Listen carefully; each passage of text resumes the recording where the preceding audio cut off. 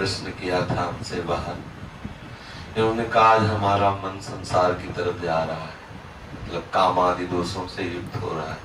वो इसलिए कह रहा हूँ कि अपने सब साधक है इसी लाइन के हैं। तो मान लो तो अपना अंतःकरण खोल के सामने रख दिया, अच्छा साधक है, अच्छी बात है। कोई साधक अपने गुरुजनों से यदि अपने मन की बात कहे तो अच्छा रहता है। तो बाहर गए तो इसने कहा आप जानो हमारा मन जो है सजा रहा है। तो हमें सावधानी ये रखने की मन न जाए ऐसी बात नहीं है।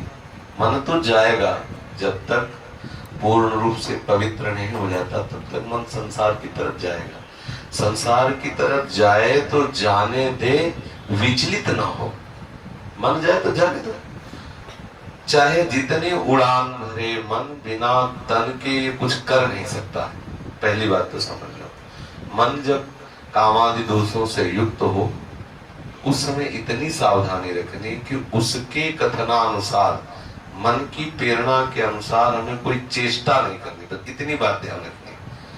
और इस समय ऐसी स्थिति में एकांत सेवन न करें, सदैव संतों के बीच में रहे, क्योंकि एकांत में होने पर मन हावी हो सकता है। नए बच्चे, नए साधक, मन पूर्वकृत किए हुए कर्म का स्मरण कराता है और उस सुख की तृष्णा प्रकट करके विवश करता है संसार की तरफ। साधक को चाहिए उस समय उदासीन होकर के नाम सुमिरन करे। यदि नाम सुमिरन न मन बन पावे, मन है उद्दंडता कर रहा है, तो बस इतना देखता रहे कि मन के अनुसार क्रिया न बनने पाए। वो थोड़ी देर के लिए आएगा, ये बराबर स्थिति नहीं रहती।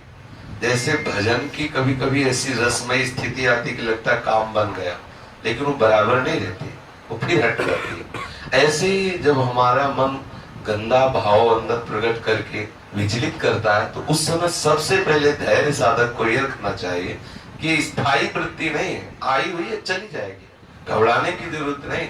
एकदम तन्मय होने की जरूरत नहीं कि हाय हमारा मन वैसे दोष से युक्त हो गया, अब क्या होगा, कुछ नहीं। कभी गर्म हवा चलती, कभी ठंडी हवा चलती, आ गया है कामादि दोष मन में आ गए, संस्कारवश, स्वभाववश, संगवश, भोजन, कहीं न कहीं कोई त्रुटि होती है, कहीं न कहीं प्रमाद होता है, ऐसी वृत्ति आया चला जाए। उसके प्रति इतना महत्व न रखे कि आय मच जाए हृदय में। अगर उसके प्रति तन्मयता करोगे तो क्लेश का अनुभव होगा।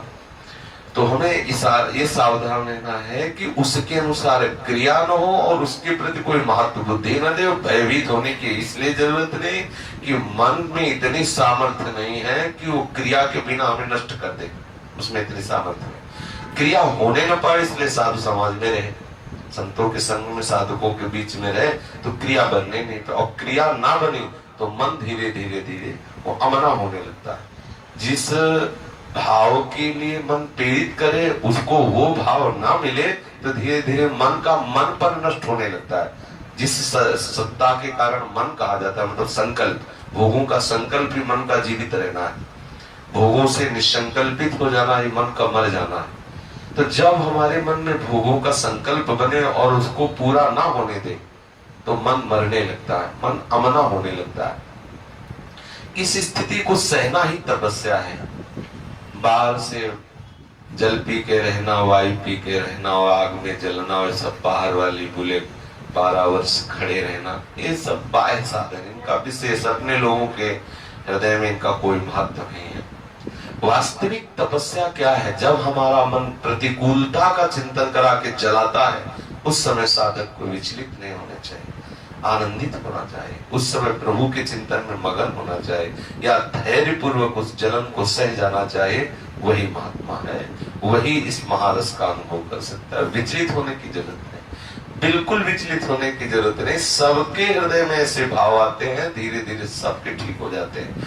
भगवान नारद जी ने भी प्रेमा भक्ति का जो सूत्र वर्णन करते हैं उसमें लिखा है कि पहले कामादि दोष तरंग की तरह आते हैं,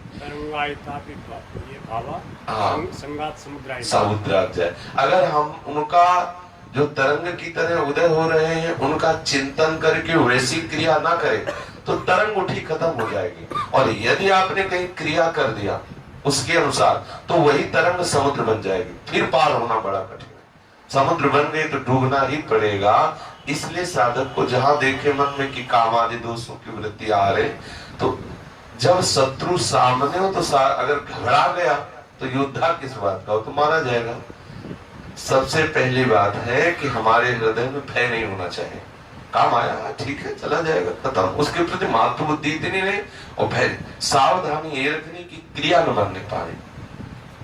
साधकों के बीच में रह करके हमें उस समय एकांत नहीं, नए साधक को एकांत सेवन उस समय नहीं करना चाहिए। जहां मन ऐसे विचलित हो तो संतों के बीच में आ जाए और नाम बाणी आदि में अपने मन को लगावे, धैर्य पूर्वक रहे। कुछ ही समय में नष्ट हो जाएगा, वो चला जाएगा भाव, वो हृदय में स्थित होने वाला भाव नहीं। ये सब आगंतुक है। आगमा पाइनो अनित्यास दास्ते दीक्षस्व भारत, आने जाने वाले इनका कोई महत्व नहीं। अब इतना घबरा गया कि कहता है तुम ही संभालो नहीं तो गई गाड़ी। इतना थोड़ी घबराने की जरूरत, कोई बहुत बड़ी बात कोई तुम्हारे हृदय में थोड़ी, तो सबके हृदय में वृत्तियां आती सब। तो साधक यहाँ धैर्यवान रहे, कभी विचलित न हो, कभी भागे ना। ऐसा ना हो कि भागे कि अब क्या करना है और हमारा मन तो बड़ा गंदा हो रहा है, ये नहीं।